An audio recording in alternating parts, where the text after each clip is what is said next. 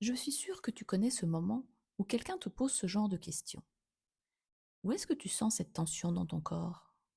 Ou encore, qu'est-ce qui a changé dans ton corps après cet exercice? Et toi, intérieurement, euh, grand blanc. Tu sais peut-être dire que tu es fatigué. Tu sais que quelque chose t'a contrarié. Tu sais que tu es stressé. Mais si on te demande, et dans ton corps, ça fait quoi? Tu n'en sais rien. Et si c'est ton cas, j'ai envie de te dire quelque chose. Tu n'as rien de bizarre.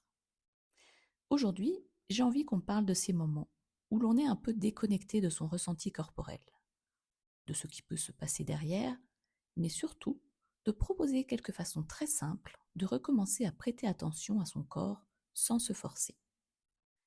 Je te souhaite la bienvenue dans Sève intérieure, un espace où je t'invite à t'observer avec curiosité plutôt qu'avec jugement. Quand j'ai commencé à m'intéresser au développement personnel, il y avait une question qui me laissait complètement perplexe. Où est-ce que tu sens cette tension dans ton corps? Bon, j'avais bien mes tensions musculaires habituelles, ça je savais les trouver. Mais si on me demandait de repérer quelque chose de plus subtil, c'était le grand blanc. Ou encore, quand quelqu'un me demandait après un exercice de respiration ou de relaxation, qu'est-ce qui a changé dans ton corps? Je pouvais éventuellement répondre, ben, je me sens mieux. Mais où? Comment? Qu'est-ce qui avait changé? Je n'en avais aucune idée. Pendant un moment, j'ai presque pensé que je n'étais pas très douée pour ce genre de choses. Alors qu'en réalité, je n'avais simplement pas beaucoup développé cette attention-là. Parce que pour ressentir son corps, il faut aussi, au moins un petit peu, être là, ici, maintenant. Et ça paraît évident de dire comme ça. Mais est-ce qu'on est vraiment souvent là? Tu marches jusqu'à ta voiture en pensant déjà à ce que tu dois faire ensuite. Tu arrives à destination et tu réalises à peine que tu as marché. Tu prends une douche, mais tu réfléchis déjà à ta journée de demain. Tu manges, mais ton esprit est ailleurs. Ton corps est là, mais ton attention, elle, est déjà partie quelque part. Dans ce qui vient de se passer, dans ce qu'il faudra faire, dans ce qui pourrait arriver. Et forcément, il reste moins de place pour remarquer ce qui se passe maintenant.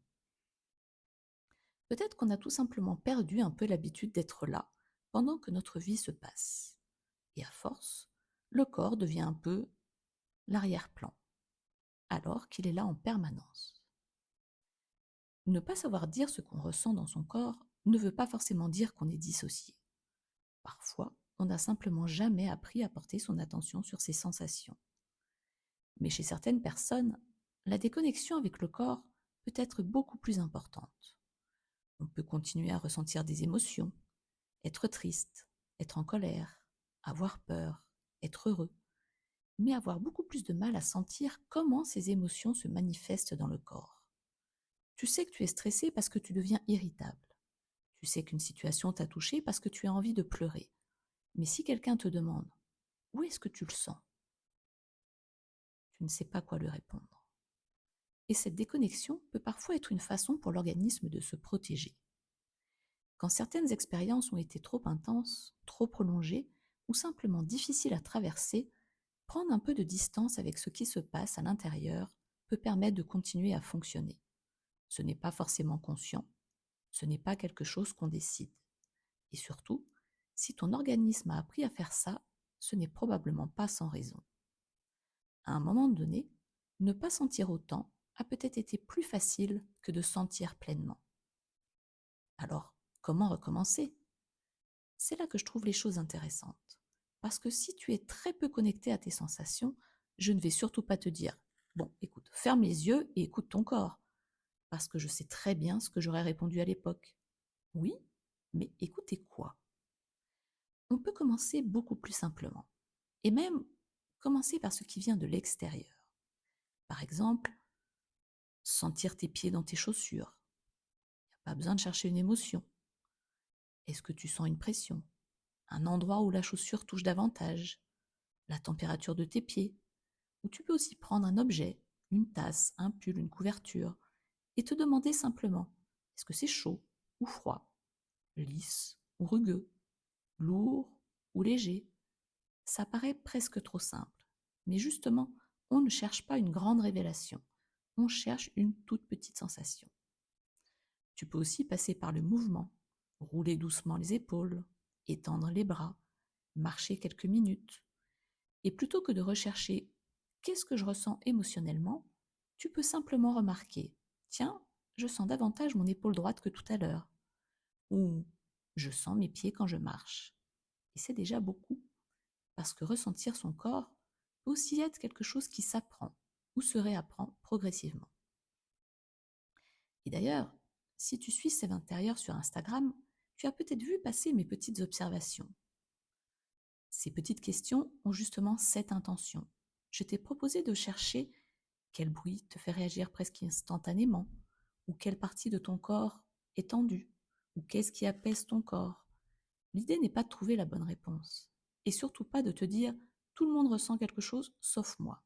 Non, si tu ne trouves rien, c'est une information aussi. Tu peux simplement te dire tiens là, je ne sens rien de particulier, et revenir à ta journée.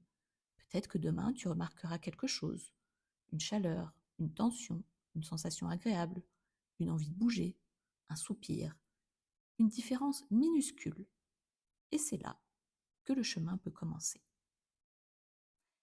Tu n'as même pas besoin de chercher une sensation. Tu peux simplement essayer d'être là pendant quelques secondes. Par exemple, quand tu bois ton café, sentir la chaleur de la tasse dans ta main. Quand tu sors dehors, tu peux sentir l'air sur ton visage, sentir le contact de tes pieds avec le sol. Et quand tu écoutes quelqu'un, tu peux essayer simplement d'être vraiment là pendant quelques secondes. Pas besoin d'arrêter de penser, pas besoin de faire le vide. Juste revenir à ce qui est en train de se passer. Parce que peut-être que retrouver le contact avec son corps commence aussi par ça. Réapprendre à être présente pendant que l'expérience est en train d'avoir lieu. J'aimerais vraiment que tu retiennes ça. Tu n'as pas besoin de ressentir beaucoup pour commencer à ressentir mieux. Tu n'as pas besoin de savoir immédiatement pourquoi ton ventre se serre. Tu n'as pas besoin de savoir quelle émotion se cache derrière chaque sensation. Tu peux simplement remarquer « Ah, là, c'est différent » et t'arrêter là. Parce que peut-être que l'objectif n'est pas de devenir une experte de ton corps, mais simplement de retrouver un peu plus de contact avec lui. Petit à petit, sans forcer, sans chercher à tout analyser. Alors peut-être que cette semaine, plutôt que de te demander « Qu'est-ce que je ressens ?», tu peux commencer encore plus petit. Est-ce que je sens quelque chose ? Et si la réponse est non, ce n'est pas grave. Tu viens déjà de porter ton attention là où elle n'en est peut-être jamais. Et ça, c'est un début. Alors je te dis à très bientôt dans Sève intérieure. Prends soin de toi et surtout, prends soin de ce qui prend soin de toi.